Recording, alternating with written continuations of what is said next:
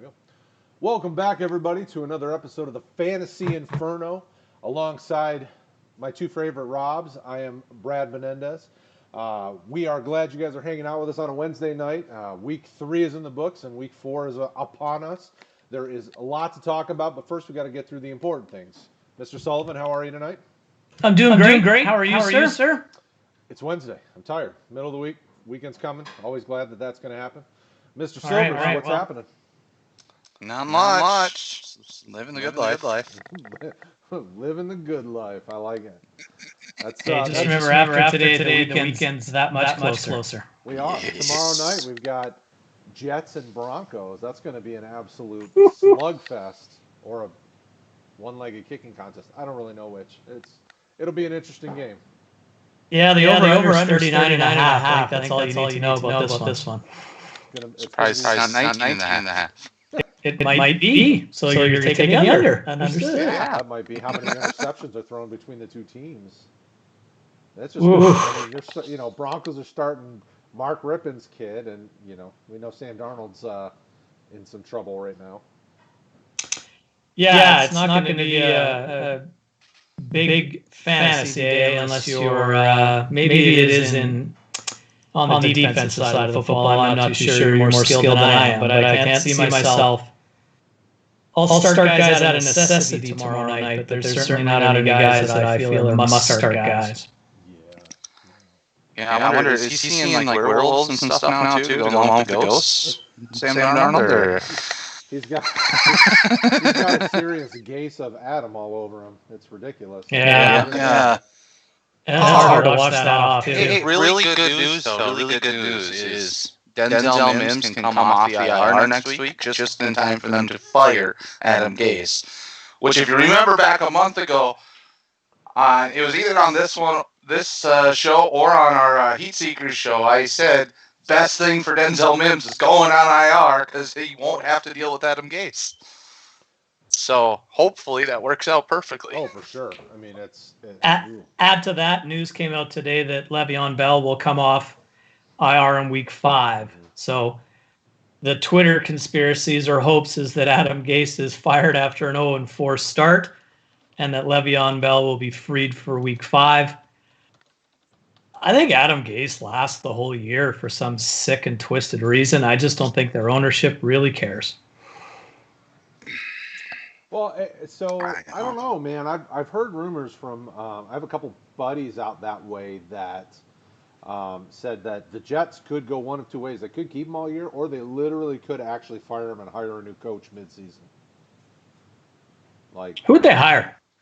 Who would they hire? Yeah, Rob Sullivan. They're going to go to the Great White North and get the man, the myth, the Sullivan. I would do it. I'd be like, whoa, there's a 4th down here. This is crazy. Oh my God, there's 11 guys on the field? Why do I keep having 12 guys out there? This field just doesn't seem the same. Field so small. Yeah. Who's their coordinators? Is Greg what's his name? Greg Williams is on the defensive side, so he could be an interim. He's like Mr. Interim, right? He always seems to be the guy that they move to and then fire and move on. He's the best coach the Browns have had in the last 3 years. And that's sad because he's not there anymore. Yep. They could do a lot of things. I mean, they could go to the college ranks. They could grab a college coach and bring him up. I mean, if I were them, I would just fire him, like Greg Williams run it, and then take your time to figure out who the next guy is. But, if they want to go find somebody, I mean, they get like a Jim Caldwell or somebody who isn't coaching right now, who's been a coach that could manage the team. I mean, but really, what coach wants to come in unless you're guaranteeing them more than you're coaching for 10 games, And as far as on-staff coordinators elsewhere, they're finishing the year where they are, right? Like, you're not plucking like Eric Bieniemy out of Kansas City. Like, he's not. Like, is that even an option? I don't think it is. I think there's. Isn't there like tampering rules in place with coaching staffs? Yeah, I would like think the NBA and that kind of stuff. I would think that the Chiefs would, just to use him as an example, would have to give him permission and all that other jazz. Right. And I don't know why they would, but anyhow. Yeah, I think cool. jealously, I don't know. I want him That to works be for the me. coach in Detroit, so I prefer him not to go to any other team. Like, I like Eric Yeah, Bieniemy. well, now they do have I- Jim Bob Cooter as well as the running back coach, so he could come in, take over as the head coach, and run that I've offense. had enough Why you got to make experience with Cooter. Dad Yeah, mad? Huh? No, thank you. but I mean, well, Heinz Ward. Let's have a Heinz Ward offense. I have Many a kids. and Detroit cannot have him because my master plan is that the Vikings fire Zimmer, let Kubiak run it into the dirt for the rest of the season, and then the Vikings hire Bieniemy as their new head coach. I'm So- guessing Bieniemy gets a job this year. I know last year people thought he would and he didn't, but I'm sure he's going to take a head coaching job this year because there's just going to be too many vacancies. I just want him to be Doug Peterson and not Matt Nagy when he does get a job. Well, nobody Yeah. wants to be Matt Nagy, that's for sure. Hey, the good thing is he's not coming from the Bill Belichick coaching tree, so he should, he's got at least a 50-50 shot to be successful. We should really do a coaching tree show one of these days. Once we get to All right, boys, you want off season, we can get to a coaching tree show. All right. So You guys want to talk some news and notes? We've got lots of them, so we might as well get to them. Well, let's kick off with the hottest topic around the world and around the NFL world at the least, and that is the COVID-19 outbreak within the Tennessee Titans organization that has impacted the Minnesota Vikings, the Pittsburgh Steelers, and the NFL announced today that the game has been postponed to either Monday or Tuesday. And if you believe some rather credible sources on Twitter, the CBS crew that's working that game has been told to be prepared for Monday night. I also heard that the stadium in Tennessee has an MLS game on the Tuesday night, and that's part of the reason why they want to move it up to the Monday. But national broadcast rights will not allow that game to be nationally televised because it's the Monday Night Football ESPN game. So there's a lot of crazy things working in the background on that one. So I guess my question for you guys is, are you going to prepare for this game being on a Monday or a Tuesday any differently than you would any other game in terms of players that are somewhat, I guess this impacts the Steelers too, right? That's who Tennessee plays this week. Right. So if you have any fantasy assets on, say, Pittsburgh or Tennessee, do you manage it any differently than you would a normal week? Because you're not going to have any options once that game hits. You just rock and roll, Brad? Yeah, I mean, I think you have to with the way that I can't imagine them pushing it to a Tuesday. And no matter what, you're going to be, I mean, the game's going to count for week 4. So I think you have to treat it the same as normal. This matchup's going to be tough because Pittsburgh's defense is very good. So if you're running out there, Corey Davis, who's been hot lately, or Jonnu Smith, who's been hot lately, do you really trust that matchup because their defense hasn't been allowing a ton of fantasy production to some of these positions? Derrick Henry is probably still a fairly good start. But then on the Pittsburgh side, I mean, Tennessee's defense is good as well. I mean, it's one of those where you have to be careful. The must-starts look a little different in this matchup. But Silvers, what do you think?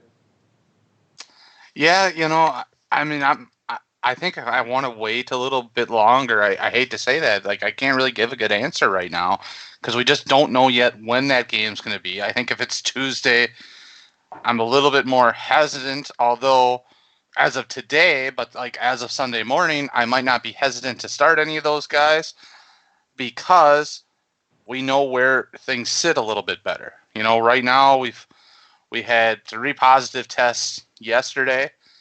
1 positive test on the team this morning. Now, it's not any of the guys we're looking at for fantasy that are impacted.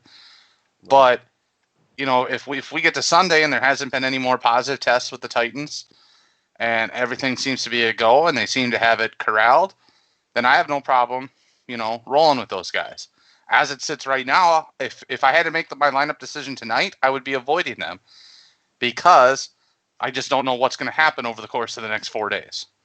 So I think that's really kind of a wait and see with the plan. If there's no further breakout stuff, nobody else getting sick, I'm probably playing my guys. So my understanding as well is that the Titans can't get back into their facility, until Saturday. So you've got the Steelers that have been practicing forever, and you have the Titans that have been on Zoom calls and then they'll get back into their facility on Saturday and go Saturday, Sunday, Monday, or just Saturday, Sunday if the game is on Monday. Does that impact you when you come to thinking about your Titans guys? And is it an added bonus for the Steelers on guys like Deontay Johnson who are in the protocol that enables you to take a risk on him where we really won't know his status if the game was on Sunday at 1 p.m. as normal, if that makes any sense. So Brad, do you change your Titans philosophy at all with a limited practice week? Or is it just guys on that team you're going to start anyway? No, I don't. Now that we're multiple weeks in, the rust in theory should be pretty well shaken off. That even if they're pushed back and not allowed to practice for a few days, I can't imagine it being a big deal because you're letting these guys heal up. I mean, getting a little extra rest is never going to be a bad thing when when Derrick Henry's getting a ton of rushes. Tannehill is a veteran. He really should be able to go on limited practice reps. He knows the team that he's playing. I mean, I don't see it as a big deal. These guys are professionals. They should be preparing wherever they're at anyway. I'm sure they're watching film. They all have technology that they can do that. So I would be surprised if they aren't ready to roll. But Silvers, what do you think? Yeah, I don't think it's really that big of an impact. If you think about it, so if they shorten what they have to a typical, what they'll have available, Saturday, Sunday, Monday, to what they would do in a typical week before a Sunday game, is they'll be having their Friday practice basically on Saturday, their Saturday walkthrough on Sunday, and then game day. Now, if you think about it, a lot of our star players anyways, and a lot of players in general, take at least one of those 3 practice days off. It's true. More and more of them are taking 2 off or doing, 1 day and then a light day and then having a full practice. So I really don't see from a preparation standpoint that it's that different, other than they're not physically together and walking through it, even if they aren't practicing, That's the only thing. But if they've got a good scheme in place for doing their tape review, I think they're okay from a preparation standpoint. And maybe they, instead of doing just a walkthrough on Sunday, maybe they do kind of a half practice, half walkthrough kind of deal, just to kind of get themselves a little bit more of the schemes and stuff they need against the Steelers. But I really don't think it's going to impact them that much at the end of the day. Okay. Yeah. Last one on this topic. If they play on Tuesday and then they turn around to play again on Sunday, do you envision any managing of anyone's snaps because of a short turnaround? So is James Conner not going to get maybe his usual workload and they dress, Anthony McFarland and Benny Snell and they just spread it out that way? Do we see more Darrelton Evans or even, I believe his name is McNichols, is their other back? Do you see any impact there, or do you think you just screw it? Let's, Tennessee's 3-0 wants to go to 4-0 and the Steelers want to keep winning. So is it they just focus on this game and worry about the next one? Well, I think. Yeah, I don't think there's. Go ahead, Rob. I don't think there's any change. I mean, you look at a normal. If you play on a Thursday night football, if you have to play the Sunday before, you're coming off a short week. You have 3 days between games. It's true. If you go Tuesday to Sunday, you've got 4 full days between games. So, I know the NFL, as much as possible, I think, tries to give as many teams as possible kind of a bye heading into their Thursday night game. But we've already had Thursday night games, so that isn't always possible throughout the year. So there's plenty of teams that do it. And I don't think it changes anything from the way they approach playing Tuesday night or the following Sunday as far as snap counts or anything. They're full go, win both football games for both squads. Yeah, I mean, I don't, and we've started seeing, now that Darrelton Evans is healthy, you've started seeing them get him a little bit mixed in. Anthony McFarland had some action last week with Pittsburgh. I mean, I think they would still just continue to do what they've been doing. Your studs are your studs. They're going to ride those horses, especially in the running back position, because that's just what they do. Both of these teams tend to rely heavily game scripting wise on a running back, and then they mix in some other guys as needed to help spell them. But it's, I don't see a big difference, like Rob said. Cool. All right, so we'll leave that one alone. That was fun to tell. Always fun to talk COVID-19.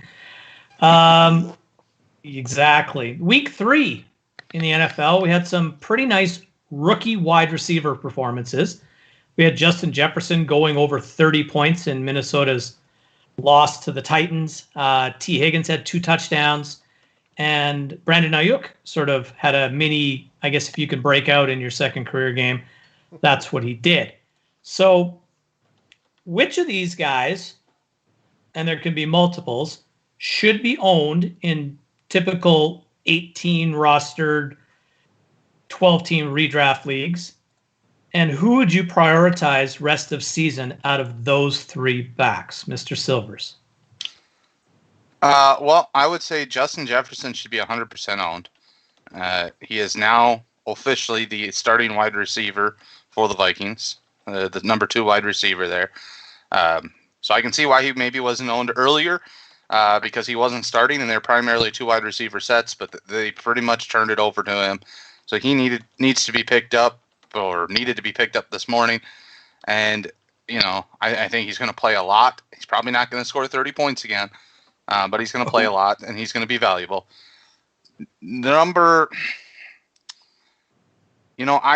and Higgins are I'd put similarly right now from a redraft standpoint, and that's just because Ayuk is the starting wide receiver there in San Francisco. But as we've talked about, last week with their injuries, they're such a mess right now with injuries. I mean, Nick Mullins had a good game, but eventually Jimmy Garoppolo comes back, and I'm not sure how we all feel about Jimmy Garoppolo. I don't think he's that, fantastic. So Ayuk is going to be very hit or miss to me. On the other hand, T. Higgins is probably, unless somebody gets hurt, unless A.J. Green gets hurt again, probably not going to be a guy you're going to regularly plug into your lineup. He might be a bye-week filler, but I think he's going to be seeing the field a lot more. Obviously, this week, coach's decision to bench John Ross, make him inactive. Yep. So they kind of seem resigned to the fact that, hey, we're going to throw the ball a lot. Let's get our rookie wide receiver out there and show what he's got. So he's the wide receiver 3. Green goes down. I assume he becomes the wide receiver 2. Or Boyd goes down. He becomes the wide receiver 2. And John Ross goes back to the wide receiver 3 role. So I think his role is going to continue to grow. But I don't see him being a guy that I'm starting every week either. So of those 3 guys, I kind of feel like Ayuk and Higgins are end of the roster types right now until they get a little more consistent. But I want to own Jefferson in all the formats that I can. Should they all be owned, though, you think?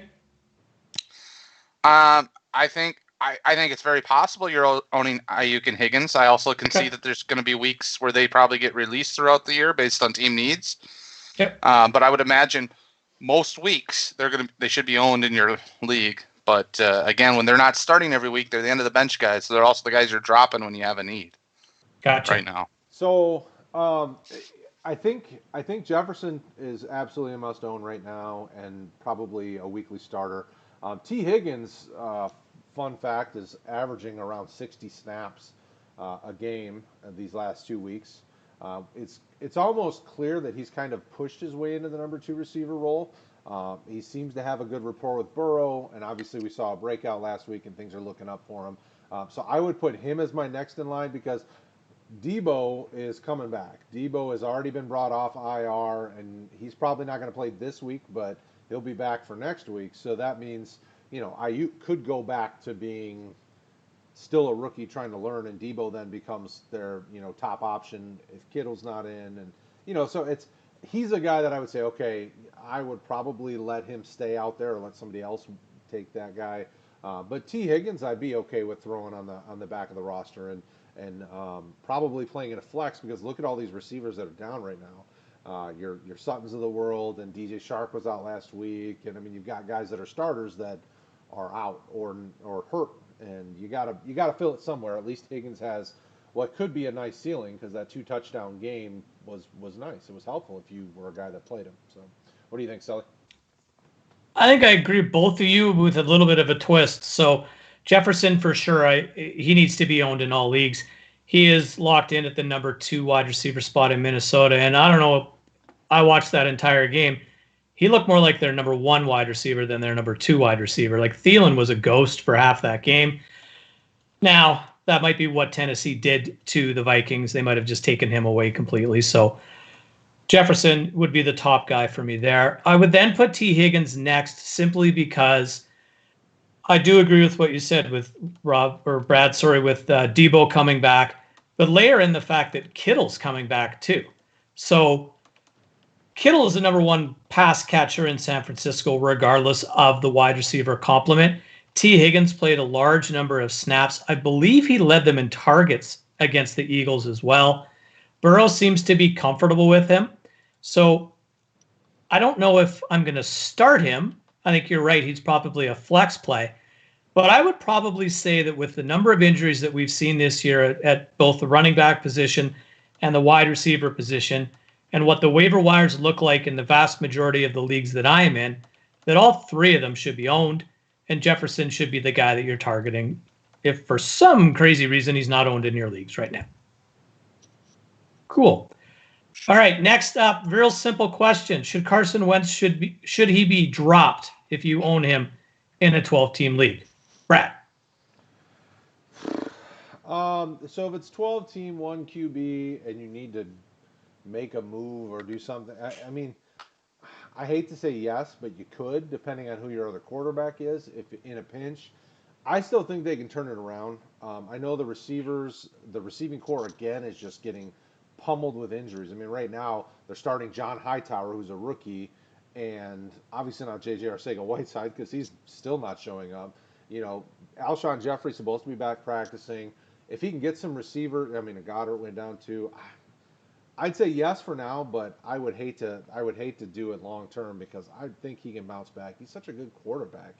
Slumps happen to everybody. So if you need it in a pinch, do it. If you don't, I would sit and wait and see because you probably drafted him at the as your QB1. If you drafted him as your QB1, you might need him. What do you think, Silvers? Yeah, no, I think it's time for Carson Wentz to hit the road. As much as I hate to say that, hell yes, drop him and get somebody else who can do the job right now. The guy looks completely lost out there. He can't. I don't know if you guys saw. We're watching when they switched to that game in overtime there, and they showed that pass from behind the wide receiver that he threw out in the flat on the right side. God, that thing was wobbling like a wounded duck. I mean, it just looked awful. And if you watch him, he's wide. You remember how much fun everybody had with Dak Prescott's warm-ups throwing his hips last year? Watch Carson Wentz throw right now. His base is so wide, he's got no hips. Everything's with his arm. It's all just throwing the arm out there, and the ball's coming out funky. It's not going where it's supposed to.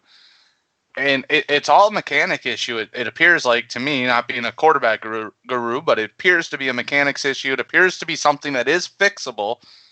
But until he fixes it, why keep him around if you're a fantasy manager? I mean, there's no reason. He's not helping your team at all, especially when he's throwing wobbly ducks that are getting picked off 2-3 times a game. He's looking like Baker Mayfield. That ain't helping nobody. What do you think, Sully? What do you think, Sully? Well, he's QB 19 right now. He's played the Washington football team, the Cincinnati Bengals, and I wish I could remember who he played in week 2. Nonetheless, these are not. That's how memorable Eagles football is this year. Rams. Ooh. The Rams. Okay. And that might have been his best game. I can't remember. Anyhow, if you look at the game against the Bengals, if it wasn't for his legs, he'd have been 100% irrelevant. He scored a really nice rushing touchdown on a broken play where he scrambled and dove into the end zone. Had a few other scrambles, and other than that, he's done nothing. I get the fact that his wide receiver core is decimated, but it was last year too. And if I'm in a 12-team league and Carson Wentz is my quarterback, I'm absolutely going to dump him and try to find someone that I feel is an upgrade because I can't even play him in matchups because he's had 2 good matchups and he's done nothing. That's my thought. Well, so it comes back to the question I asked last week about no preseason. How long does it take a guy to get the rust off? we're in theory now getting to preseason game 4. You'd have thought by now he probably should have, but So Brad, This isn't just rust to me though. This is something deeper. And I get that guys go through points in their career where they probably struggle, but this is more than rust. This is something wrong with the way he's playing football. I still think mechanically, and so that's just not even rust. That's not missing reads. It's throwing the ball 5 feet wide of a guy because you've got no accuracy right now, and getting it picked off in the end zone on a game-winning drive. let's do this then. Joe Burrow, Brad, Joe Burrow or Carson Wentz? Joe Burrow. Gardner Minshew or Carson Wentz? Gardner. Brady or You're asking Wentz? me, Gardner Minshew. I know. Minshew over just about everybody. No, go ahead. Going through some rankings here. Breeze or Wentz? Cool. That's where I start to consider Wentz because Breeze is not playing well either. Yeah, but when you can dump it off to a guy and he takes it 50 yards every time he complete a pass, it's not too bad, right? Yeah, but I don't think Breeze. What's Breeze right now? He's got to be a QB2 right now. He's not in the. He's got to be in the mid to late teens, right? He's probably not far from. I don't know. Give me 2 seconds. He has thrown 3 touchdown passes, believe it or not, in the last 2 games. Well, yeah, weren't they to Kamara, and then Kamara made the rest. Correct. Of it. Exactly.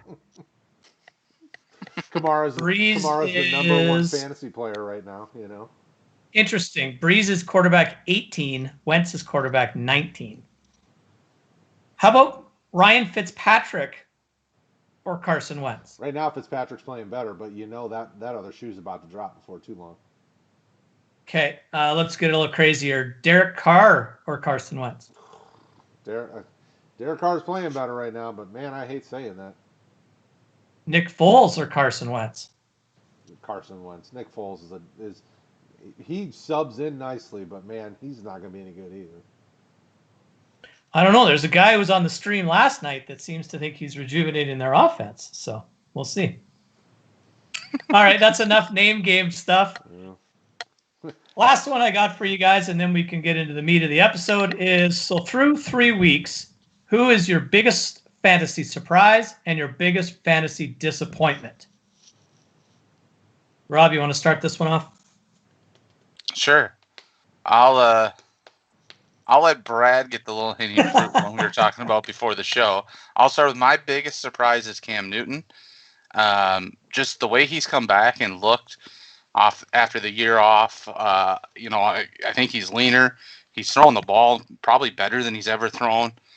He's running effectively. So I just, I always we knew he had legs and could run a bit and be a goal line guy. But the way he's throwing the ball is what has me surprised. Brad, do you want to do your surprise and then I'll do mine and then we can do the disappointments? Is that how we want to roll? The biggest surprise in fantasy football obviously has to be James Robinson. I mean, that one's a softball. When you ask the question, I immediately went, well, is there really anyone, an undrafted free agent that really had no hype until the season started when they let go Fournette?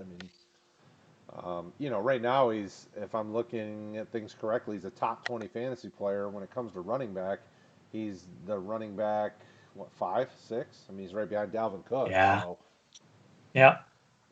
I'm starting him over guys like Joe Mixon right now because he's producing. If I'm in a redraft, yeah, I think you have to. Yeah. What about you, Sully? My biggest surprise is Josh Allen. So it's a quarterback that I actually downgraded this year. I dropped him out of my top 12 in my season-long rankings, thinking that he would run less and throw more. And based on his past as a based on his past as a quarterback, throwing more wasn't a great thing. So this is a guy who had no 300-yard games on his resume coming in, and he's gone for 312, 415, and 313 in the first 3 games. It's a guy who had a 56% completion rate on his career. He's currently at 71.1% completion percentage. He's still running. He's averaging 31.64 points per game, and he's making me look wrong. So he's been a total surprise to me. I think Stephon Diggs has made a huge difference in that offense. And I guess, Zach Moss he's been injured and ineffective, so that helps Allen stay relevant at the goal line. So I'm just stunned at how well he's. I know it's 3 games, but he looks the part. Like, he looks legit, and therefore the Bills look legit. I can't argue that one. He's what, QB2 right now behind Russ? I mean, Yeah. Allen's cooking too, so. Yeah, he totally is. Mr. Silvers, who's your disappointment? My disappointment is DJ Moore. He has not played well. I mean, he's still on the field, but he's not getting targeted. Just, I don't know what it is. That Carolina offense, it seems to be the Robbie Gold show. So, or the Robbie Gold. I'm thinking kickers. Robbie Anderson show. So, I mean, Robbie Gold might have more fantasy points than DJ Moore. I'd have to look it up. That's very possible, actually. So, no, I mean, I figured there were going to be some bumps and bruises, along the way, with bringing in Teddy and a new system and that. But I didn't expect Robbie Anderson to be the, kind of the top wide receiver option on that team right now. And I thought as this team was struggling to find its identity, that it would mean DJ Moore was getting peppered with passes. And he's just not even seeing the targets right now. And so I'm finding that to be very disappointing. Yeah, I mean, it's tough, everybody expected him and Curtis Samuel have continued to be guys people hyped up, and then Robbie Anderson comes in as a street free agent and just leading the team. I mean, it sucks, but this team is going to continue to develop, and I think these 3 receivers are all solid gets. Obviously more in dynasty than redraft, but for me, it's going to be Joe Mixon, currently running back 38, depending on your scoring. I mean, Sony Michel has more points than him.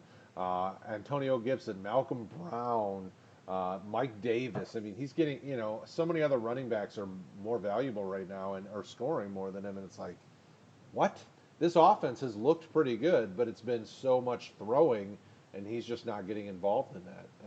Not nearly the level that you would have thought. So Mixon clearly has got to be, because people were drafting him as an RB1, and he's not returning the investment. He's got 2 of his 3 weeks are less than 10 points. It's like, oh, you have to start him every week because of how you drafted him, and now at this point you can't really. So it's frustrating, right? Like, Mixon had a slow start last year, and then he sort of took off in the last half of the year. So obviously that's your hope for him this year, and you hope that he can start the taking off part sooner than later. He's still getting he's still playing the snaps, he's still getting the carries, but what's all of a sudden weird is Giovanni Bernard is getting all the targets. Mm-hmm. And I don't get it.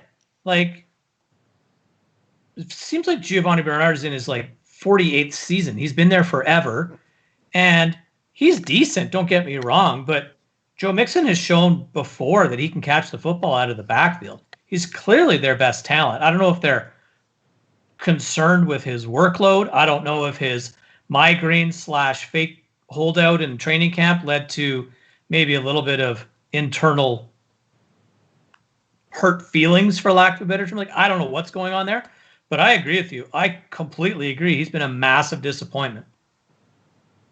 For sure. What about your Sully?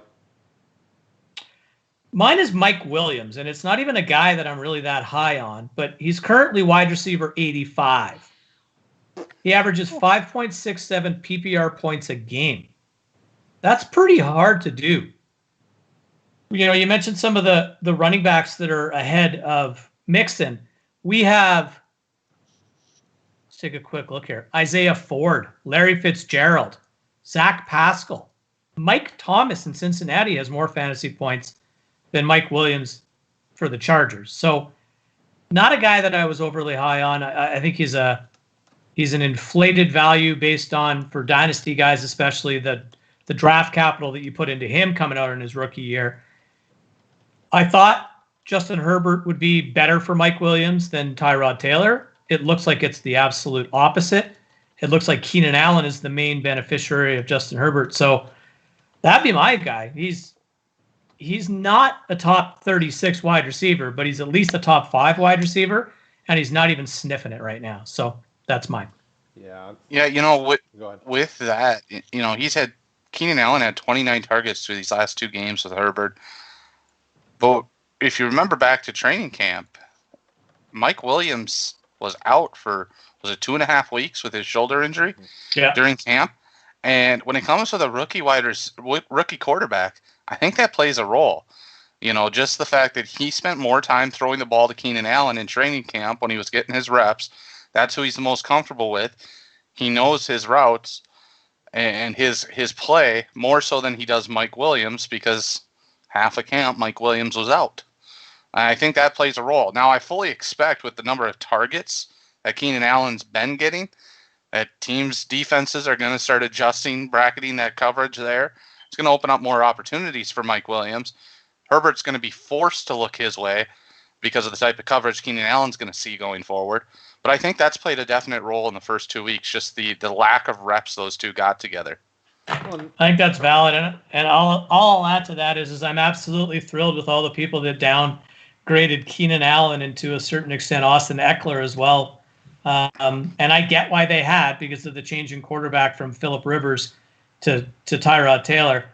And I own a lot of those guys, and it looks like I've sort of backdoor lucked into their productivity coming back with Herbert coming back. And it's going to be hard for Anthony Lynn, even though he really wants to get Tyrod back out there. It's going to be hard. It's a Baker Mayfield, Tyrod Taylor situation all over again. Well, but Herbert's played well, and Tyrod didn't look good in week 1. I mean, obviously it's early, Terrible. But he's never really been a guy that's been much more than he can keep the thing moving forward until the guy is there. And and Herbert looks ready to roll. I mean, he's going to take his lumps and he's going to have struggles, but you might as well let him keep going and keep growing. Williams is playing hurt. I mean, Williams always seems to be the guy that's hurt and has production. Week 1 he had 58 snaps. Week 2 he had 74, and then week 3 he only had 40. I mean, you're only getting 40 snaps and you're not getting many targets out of it. I mean, he's a guy that I think you're probably going to see a better second half of the season than the first half, like you guys have been moving towards. Yeah. So he's a guy that if people are starting to drop him, I'd put him on the back of the roster, and hopefully come the heavy part of your bye weeks, week 7, 8, 9, 10, you can flex him in, maybe. Are you owning him to steal from earlier? Are you going to open up your laptop, you look at your waiver wire, and there's T. Higgins, Brandon Ayuk, and Mike Williams? Who are you picking up? Probably T. Higgins, just because Burrow seems to be a little bit better than Herbert at this point when it comes to being further along in his development. But I wouldn't fault you if you took Mike Williams, just because Williams is the vet, and you would think T. Higgins will have just as many up and downs as Burrow and Herbert. I think as it stands right now, Higgins has a lower floor, but Mike Williams still has the higher ceiling as things stand right now. So where does that ceiling come from? Just from his past production. I think, that the year he had 10 reception or 10 touchdowns. I mean, I think he's got the opportunity. 36 that year. Yeah, well, I'm not saying he wasn't, but I think he's still got the talent and the skill to be that. And so that's his ceiling, though, isn't it? A 10 touchdown season? Well, I think you can put the yards with it too. I just think you didn't have that capability with Phil Rivers to put them both together. Yeah. I don't necessarily even know if it's going to happen this year. Struggle with that old guy. Oh, they all. I love Phillip Rivers because number one. I was 100% wrong on Phillip Rivers. He looks terrible. But my favorite thing with Phillip Rivers all offseason was, well, I don't know what's going to happen in Los Angeles because Phillip Rivers is gone. And then you turn the page and it's like, well, Phillip Rivers is terrible. He's not going to do anything for Indianapolis. It's like, well, which one is it? So anyhow, that's my little digress on Phillip Rivers. He's terrible now. I understand. Yeah, I don't know. I feel like there's a higher ceiling available for Mike Williams as it stands, just because he's the wide receiver 2 on that team. And T. Higgins is your slot, your wide receiver 3. He's going to get, I would think he's going to get fewer targets. I could be completely wrong. I mean, Higgins could be the better guy with the higher ceiling. I just feel it's Williams still with the higher ceiling for me. And to be honest, I agree with you. I'm just being a bit of a devil's advocate is all. No, I get that. And I can't give a good answer as to why. In this case, it's a feeling for me that if Herbert's the guy and he's putting it together, eventually some of that production has to funnel to Mike Williams. And I think at the end of the day, if all things remain equal, where they are kind of right now, as far as the layouts of these teams, that leads to a higher ceiling for Mike Williams than T. Higgins. I think that's more than fair. Interestingly enough, though, if you look at snap counts, T. Higgins actually what led the team in snaps this week and was number 2 the week before, just behind Tyler Boyd. So, if Joe Burrow is able to move the ball better than Herbert and that offense is a little bit more developed, Higgins could be the sneakier play long term. Ultimately, who knows? But I don't think either one is really a wrong direction because I think both of them are really good players. And they're probably very similar when it comes to at the end of the year. They're probably both looking somewhere between 600 and 850 yards and probably 4 to 7, 8 touchdowns. I don't see either of them really getting to 10 because they're in young offenses with a rookie quarterback and 10. And things like that. Yeah. And both of them I'm more concerned that the Bengals are going to get poor Joe Burrow killed is more my concern. That kid has taken some nasty shots. That hit he took. Oh. Yeah, I don't know how he's even allowed to come back. It like a champ though. Like he does not look fazed by anything that's going on. So, no, we saw him take a hit like that last year in the college football playoff too. But I feel like that one in the college football playoff couldn't have stung as much as the one in the pocket. Because when you're out running, trying to get a first down, and you take a wallop like that, you kind of had it coming. You're out running around. Standing in the pocket, you're getting killed like that. Oh, yeah. I would feel like that has to sting more to get walloped like that in the pocket where you're supposed to be protected. Oh, he got absolutely lit up. It was awful. Oh. Unfortunately, that offensive line is still developing, and it's you got to think Jonah Williams. He's basically a rookie because he missed last year. Yeah. I mean, there's totally. There's some pieces that are developing, but he's gonna take his licks at least for the next couple seasons, while they still try to fix that thing. It's like a human pinata back there, the poor kid. So what exactly does that line do well? Because they don't protect him very well, and they don't block for Joe Mixon very well. They look good in orange. I don't know.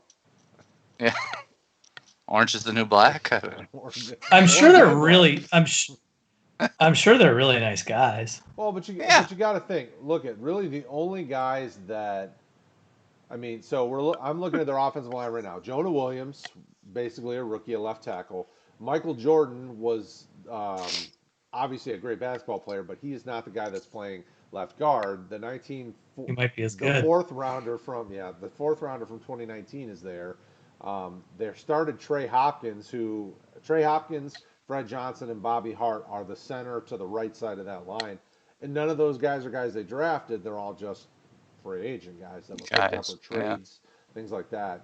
So it's like they still probably have another 2 years of line rebuilding to do before they're at a place where they're probably a solid offensive line. If they make the right moves, obviously. So, he's going to have to be smart about getting the ball out quick is really what it comes down to. I watch a terrible offensive line on a weekly basis. It feels like I haven't for my entire life.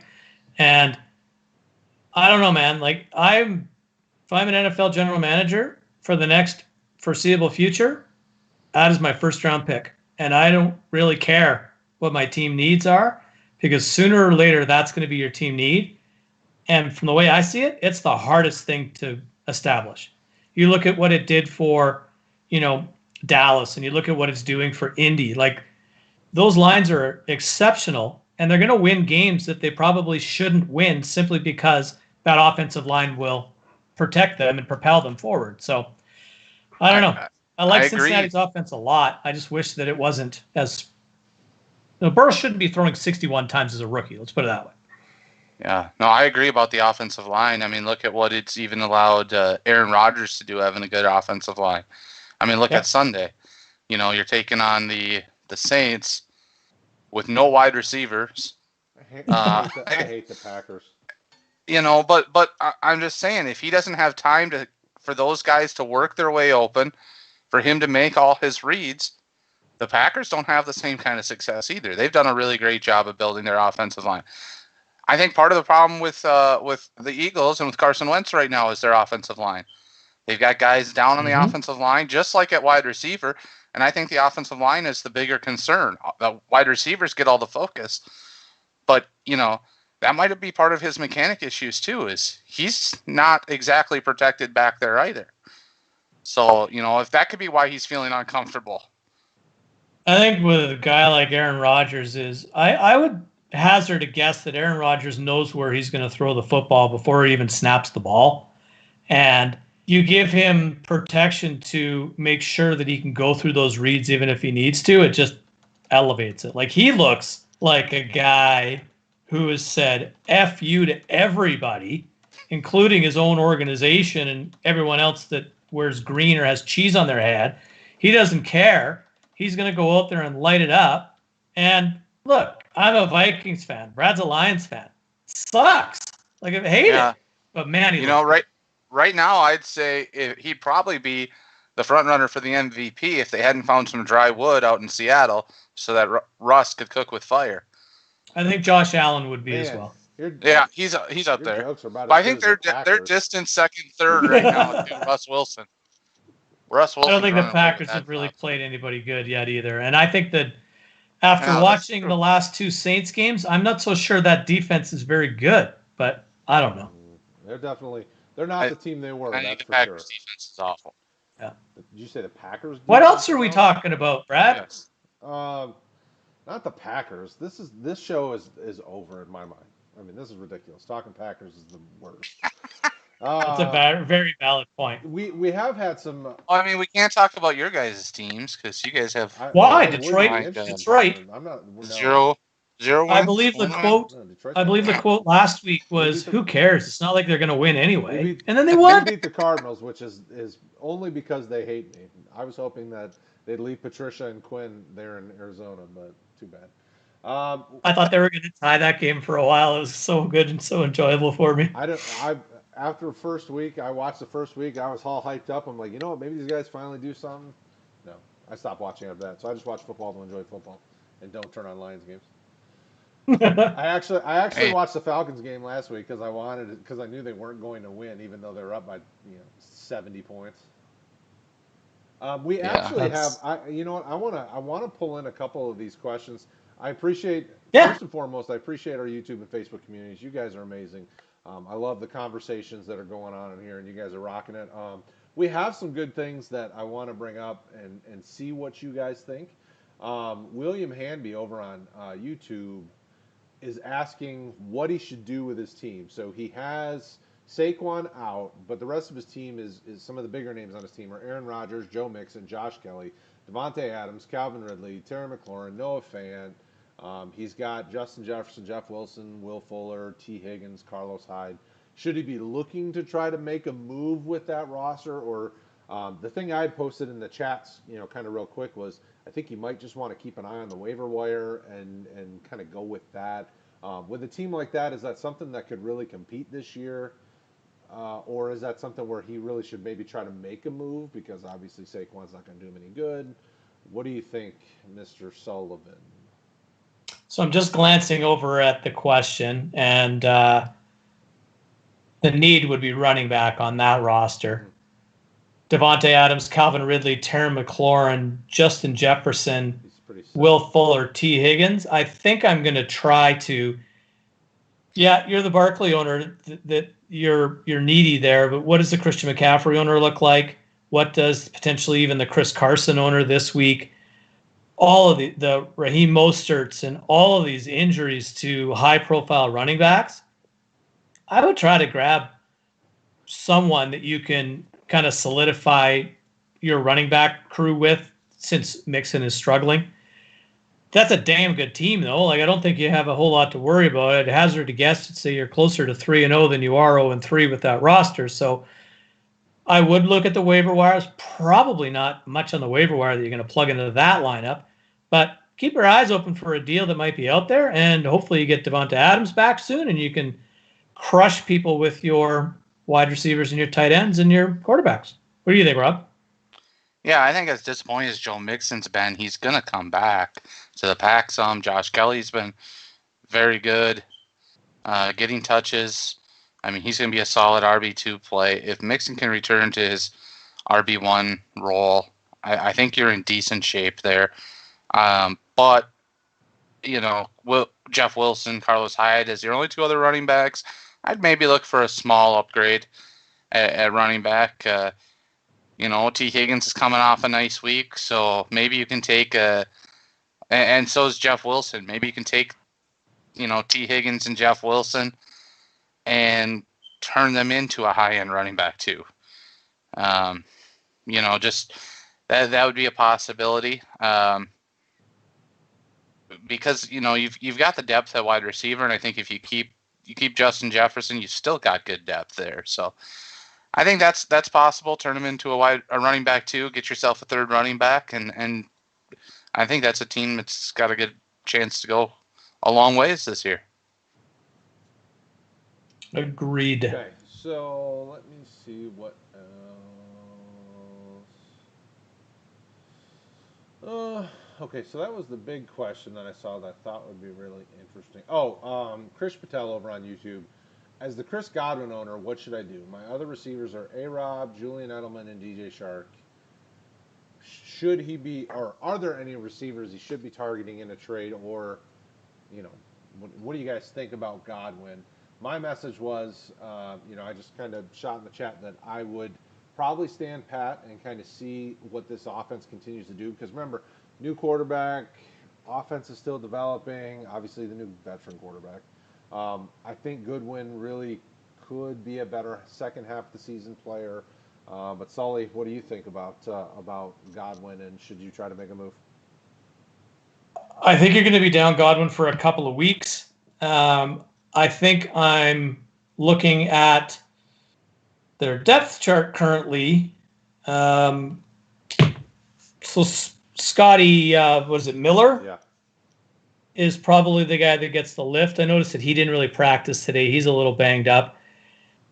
And is it Justin Watson? Is that the other guy? Yep, the other receiver. Yep. So he kind of is their mini slot guy. So if you go back to, I think it was week 2 where Godwin didn't go.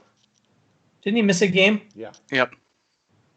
And Watson was the guy that picked up the targets and ran the most snaps out of the slot. So not saying you need to replace Chris Godwin with a Tampa Bay wide receiver, but I do think one of those two guys are probably widely available in a lot of leagues. So you may be able to grab them if they didn't just go in this last run last night. Other than that, you're always looking at upgrading and strengthening your team via trade. I think the vast majority of fantasy managers are scared to death to make a trade right now because we're week 3 in, and it was like the apocalypse hit us in week 2. So we don't really know what's going to happen. Hopefully Godwin's only out for a couple of weeks and you can plug and play somebody in that's on your bench or off the waiver wire. But I don't have a better answer than that. Rob, what do you got? Yeah, I think those 3 wide receivers are fine to roll with. But you always have to be active on the waiver wire and stuff and see what's out there. If there's a guy you can plug in, as your flex guy or that. Now, I'm assuming if you're starting a kind of a standard 2 running back, 2 wide receiver, 1 flex, you've probably got 2 decent running backs, maybe 3 for that flex, a third one for that flex spot. So you only got to start 2 of these guys anyways. If you do have to start all 3, though, that's just fine. I mean, just once you get into buys, you just have to be active on the waiver wire. And really, when you get too deep into buys, I expect Godwin to be back. I still expect him to, if he gets healthy here, he's still going to put up good numbers. Yeah. So I don't think you got to really panic at all. And it's week 3. Yeah. Right? So 0-3 teams can still make the playoffs. Obviously, the odds are a little bit more stacked against you, but probably not an 0-3 team. So you're 1-1, 1-2, or 2-1, and you are absolutely in the thick of it, even if you lose a week. No one cares about losing week 6, but you care about losing weeks 14, 15, and 16. Right. So, yep. Okay, so we are getting to the end of the show, and it looks like we've got one more question that I think should be talked about. So this is a Titans-related question. He's got Jacob over on YouTube's got Jonnu Smith. is it worth going after somebody like a Gronk out on waivers, or is Jimmy Graham sufficient at tight end, Mr. Sullivan? I'm assuming you're only carrying one tight end with this question. I can't imagine that I want to pick up Jimmy Graham. I think he's had his game of the season last week. Now, I think Jonnu plays, so I think you're fine. If you do have another tight end that you're looking to drop for either Gronk or for Jimmy Graham, I would lean towards Gronkowski because I think we had a little bit of another Bruce Arians sort of Rob Gronkowski Jedi mind trick when Gronk came out and talked about being the blocking guy. And then the next game he went out and I think he had 7 targets. So Gronk's a plug and play. It's tight end, right? He could get you 4 for 40 and get you 8 points, which probably is a tight end 16 through 20 at worst every week. That's fine. Jimmy Graham could go over. So I would stay away from him. And hopefully Jonnu plays because Jonnu's the top 10 tight end every week. In my opinion, especially in a game against the Steelers where they're not going to be able to run as much as they'd like to, and he is inevitably kind of their number 2 wide receiver. Mr. Silvers? Well, I think this goes back, and Jacob, I'd invite you to go back when we're done and watch the beginning of the show when we were talking about that Steelers-Titans game a little bit. And, if they're going to play this week, then you're fine with Jonnu Smith. That's all you need to worry about. Assuming they don't have any further breakout in that as we head into the weekend. As I said, just to quickly recap that, if I had to make the decision today, I definitely want to make a move for one of those guys, leaning towards Gronk with Sully. But I assume we're going to have more answers by Sunday, and things are going to be a lot clearer, and I'm probably going to have a lot more confidence if I'm setting my lineup Sunday. But if you play in one of those weird leagues, you have to set your lineup on Thursday, then I'm definitely going to go get somebody else to play just in case. Yeah, I was just kind of poking around on the interwebs to see what all we're expecting about the Steelers-Titans, and it looks like it'll be nationally televised, and it's definitely going to be Monday or Tuesday. So I would feel comfortable still starting Jonnu Smith. I would probably go that route because I think Smith is just a stud. If you're really concerned, then you can pick up Jimmy Graham, and obviously Nick Foles seems to like him. But I would still go with Jonnu Smith because I know that everybody's very concerned, but the NFL knows how to handle this stuff and had plans in place in the first place. They can flex it to Monday or Tuesday. Monday, from what I'm reading on Pro Football Talk, if it goes Monday night, it'll probably be like a 5 o'clock kickoff. If it's Tuesday, it's probably a 6 or 7 kickoff. So it's people are talking as though it's already going to happen. So I'm comfortable with Jonnu Smith. That's how I feel. So Brad, just one real quick one here. So over on YouTube, Jacob has, Noah Allen has asked us, why does it say bye next to Juju and Connor? And it looks like, I just quickly looked at a bunch of different platforms and leagues, is that because no one really knew what day this game was going to be on, what was going to happen, your league host has defaulted them to being on bye. But I wouldn't panic yet if that's the case, right? It's Wednesday night. We're going to know. I'd say we find out tomorrow with the announcement of that game. Today we heard it was Monday or Tuesday. I think they took today to figure out the logistics of what that means to those two organizations. And tomorrow we're going to get an announcement on when the game is going to be played. So I think you'll see those things change back on your league platforms. So don't be too concerned right now, but make sure you keep your eye on it, obviously, as you get closer to Sunday, Monday, or Tuesday, whenever that game is played. So just wanted to jump in with that. Yeah, and I would agree with that.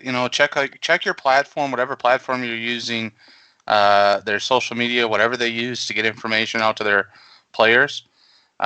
Because a lot of them made statements about, if the game is played Monday or if the game is played Tuesday, this is how it's going to be handled as soon as we know. The one I noticed that put it on bye today was Yahoo had it as a bye. And I also, I haven't checked in the last few hours, but I hadn't seen any sort of a notice from them about what their plans were, where a lot of the other platforms had come out with what they were planning, if it was postponed versus if it was played.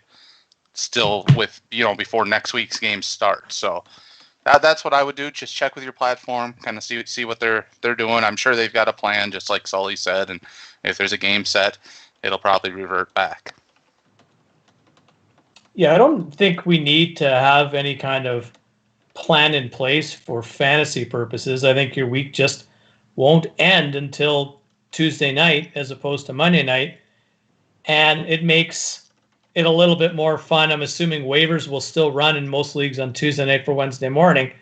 So keep your eye on the potential Tuesday night football game between the Pittsburgh Steelers and the Tennessee Titans for any happenings that might lead to a waiver wire move. So, Rob, we're going to do 3 waiver wire shows this week: Sunday night, Monday night, Tuesday night now. Yeah, I don't know about that. We'll see what happens, but all waivers all the time. Yeah, all waivers all the time. Yeah. No, and the other thing to note about that is, even if the game's played Tuesday, it really doesn't affect that much in the grand scheme of things when you think of things, because most platforms don't finalize scores until Wednesday or Thursday morning after the games. So you can get those score corrections in that as it is already. Yeah. So, you've got a game being played Tuesday night. Just because your last game of the week is Monday night, you're up by a point. You could turn around on Wednesday morning and have lost that because there was a 2-point score correction in your game. Or Thursday morning, depending on the platform. So it really doesn't, at the end of the day, affect too much. They still have the scoring open for week 3 until either this morning or some of them tomorrow morning still for the games that were already played.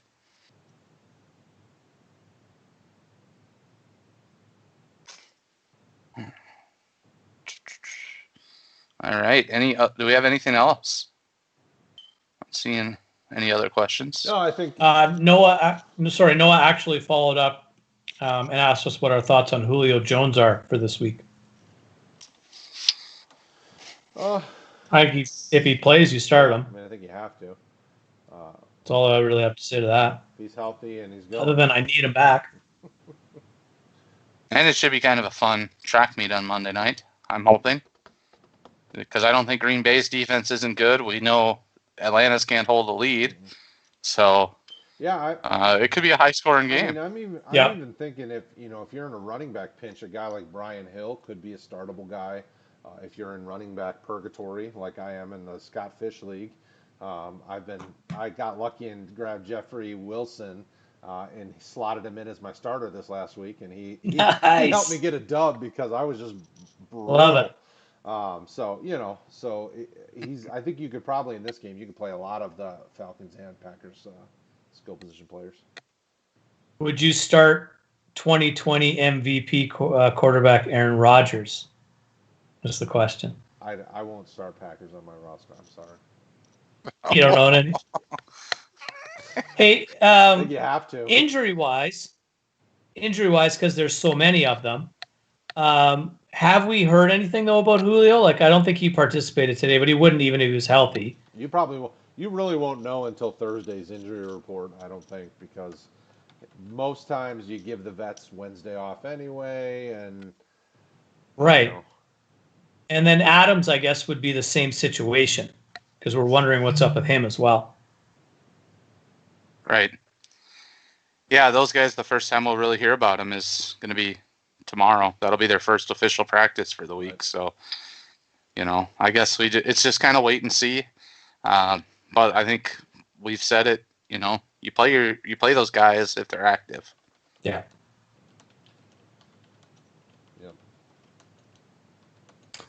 So a lot of start-sit questions coming. I think, yes, Brad, maybe you want to talk up your wonderful thing that you do every week for us. Sir. Yeah, so I've been posting in the chat here those that are start-sits. We have a start-sit video that we collect all these questions, and then I post them in the team channel so that everybody can vote on them, because I want to make sure, the one thing that we've always tried to do at Roto Heat, and Rick's been pumping this idea since the beginning, is the group think.